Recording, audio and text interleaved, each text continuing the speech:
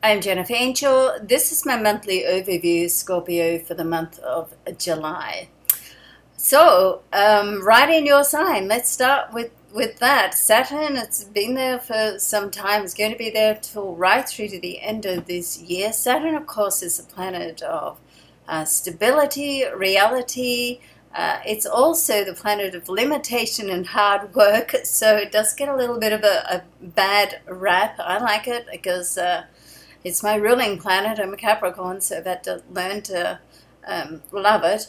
But it's been retrograde. It's coming out of that retrograde transit this month on the 21st. Now on the 26th, we have Mars moving into your sign. Now, Mars is the planet of motivation, passion. It's also very energetic. It's a go-getter planet. It's a planet. It's action-oriented. Now, of course, Saturn is quite the opposite. So Saturn is more cautious. So with Mars there, you're likely to be run off your feet. Mars can tempt you to do more than what is humanly possible. So you want to make sure that you don't promise more than what you can deliver. But the beauty of these two energy, which are opposite energies, really being together, is one helps to balance the other. So Mars can tempt you to try and, as I said, do more than what is humanly possible. Where on the other hand, Saturn sort of says, well, wait on a minute, let's have a think about this. Can you really, cope with that? I mean, you're taking on too much. So Saturn is like cautious. So the two energies together in your sign really work very well. It's going to help you, excuse me, just keep on top of everything and just help you not overdo it. And, excuse me, that's very important because, if you overpromise, you're going to want to try and meet that promise. In fact, you will meet that promise, but it's at what expense, Scorpio? And in your solar sixth house, which is your area of day-to-day routine and also your health and well-being, we've got Uranus, and on the 22nd, Uranus is going to go retrograde. So there's a lot of planets coming in and going out of retrograde this month. So Uranus, going into its retrograde transit on the 22nd, so all around this same time.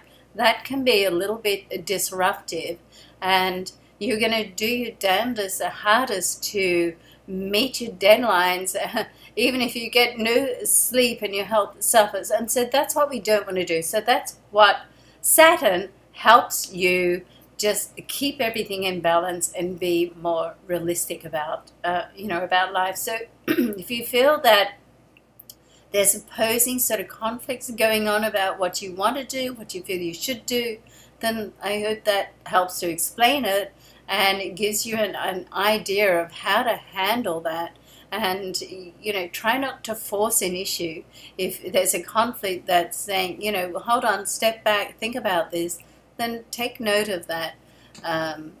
So, all right, let's have a look at what else is happening. Your solar third house is the full moon this month, the middle of the month on the 12th. Now, this is an area of communication, siblings. It's also very much an area of being out in front of the public and in the media. So if you've got a situation or something that you're working on or a project, with the full moon there around the 12th, things may not go as planned, okay? The full moon energy can be a little bit disruptive. But on the other sense, because there's always a plus and minus to everything. So on the other sense, sometimes what can happen, changes that can take place, can end up being better than what you were going to do. So try not to get too try not to get too serious about any changes that are going on in your life, because just take a step back, wait and see how the pieces fall into place, and you never know, it could just be better than what you thought. So there's things happening and going on behind the scenes. this month. That seems to be quite evident, so you want to just wait and see.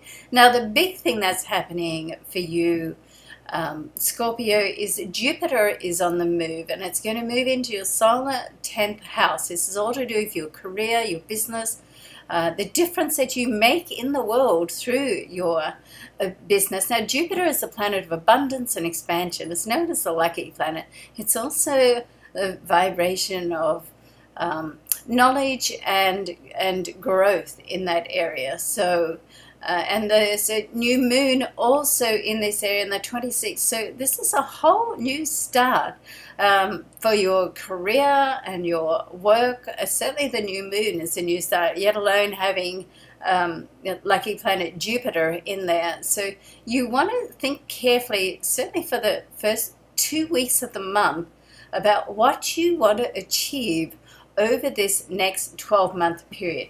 This is a great time, the first couple of weeks of the month, particularly the first week, because Mercury, which has been retrograde most of last month, comes out of that retrograde transit this month on the first of the month, and which means it's still in that what's called that storm part of the retrograde, and it's a storm that says it all, so it's going to be a little disruptive. Great time to do research and planning rather than put things into action. So I would suggest to you that you get your goals out, have a look at it. If you didn't make goals at the start of the year or update them, then do it now. Try to write it down in a journal, because the experts tell us that writing does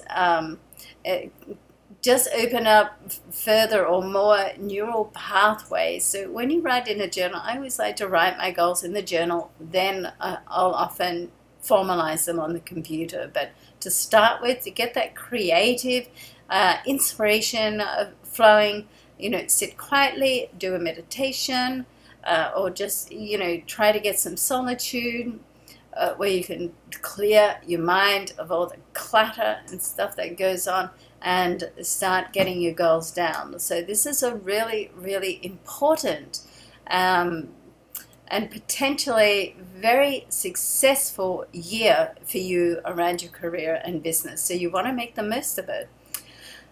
Okay, so partnerships, certainly earlier in the month, and particularly on that second week of the month, can come together. Venus is in this area of your chart. Also with Venus in that solar 8th house, there's a possibility of a windfall of money and cash coming through. So Venus is the planet of love, we know, but it's also the planet of money, okay? So a good time to connect with people and stay open to any possibilities of, who knows, you could get a windfall. And so that's certainly possible during this time. And as I said, you want to just stay open to all possibilities during this month, Scorpio. All right, so I hope you have a great time. I hope that something wonderful and fabulous comes through to you, and I look forward to seeing you next month. Don't forget to check out the daily overviews as well. Love and luck to you. I'm Jennifer Angel. Thanks for watching.